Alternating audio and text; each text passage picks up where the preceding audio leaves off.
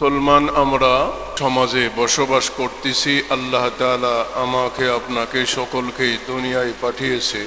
আমরা এমনভাবে সময় কাটাইতেছি, এমনভাবে চলতেছি, এমনভাবে আমরা কাজকর্ম করতেছি, এমনভাবে সমাজে চলতেছি, বোঝা যায় এই দুনিয়াটা আমাদের জন্য চিরস্থায়ী দুনিয়া। আমাদের চালচলনে বোঝা যায়, আমাদের কথাবার্তায় বোঝা যায় আমরা মরব না, আমরা এই দুনিয়াতেই সারা জীবন থাকবো। ব্যাপারটা এরকম না। আমি আপনি মানুষ, আমার আপনারও শুরু যেমন আছে শেষ আছে।